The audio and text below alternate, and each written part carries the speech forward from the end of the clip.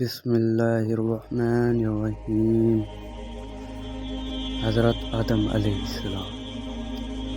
قرآن پاک میں 25 مرتبہ حضرت آدم علیہ السلام کا نام آیا ہے۔ سب سے پہلا نبی تھا۔ اللہ جل جلالہ نے ساری زمین سے مٹی اکٹھی کی اور اپنے ہاتھوں سے ایک پتلا تیار کیا۔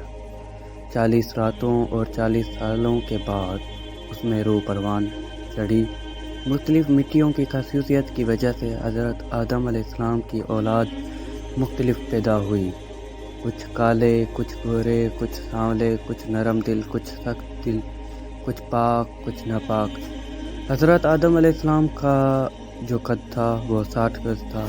اللہ تعالیٰ نے فرشتوں سے سجدہ کروایا اور ابلیس نے، جس کو ہم شیطان کہتے ہیں، اس نے تکبر کیا اور کافر ہو گیا۔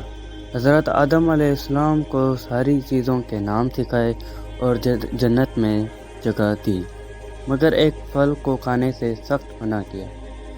ابلیس نے قسم کھائی اور حضرت آدم علیہ السلام اور بی بی حوا کو یقین دلایا اور انہیں وہ پھل کھلایا، اور اس وجہ سے جنت میں 10 محرم دوپہر کے وقت زمین پر اتارا گیا۔ پھر دونوں نے اللہ تعالیٰ سے معافی اس لفظوں سے لی: یا اللہ، ہم نے اپنی جانوں پر ظلم کیا ہے، اور اگر آپ نے ہمیں معاف نہیں کیا اور ہم پر رحم نہ کیا تو ہم نقصان والوں میں سے ہیں۔ اس دعا کی وجہ سے اللہ تعالیٰ نے انہوں کو معاف کیا اور حضرت آدم علیہ السلام کو جنت سے نکال کر جزیرہ سراندیپ، جس کو اب لنکا کہتے ہیں، اور بی بی حوا کو دوسری جگہ اتارا۔ دونوں نے ایک دوسرے کو بہت ڈھونڈا، آخرکار وہ عرفات کے میدان میں جا ملے۔ اب وہ دونوں ساتھ رہنے لگے۔ بعد میں اولاد ہوا۔ سب انسانوں کے ماں باپ حضرت آدم اور بی بی حوا ہیں۔ حضرت آدم علیہ السلام کو ابو البشر بھی کہتے ہیں۔ آپ نے 1000 حج کیے ہیں۔ وفات وقت 40,000 کے قریب اولاد تھی۔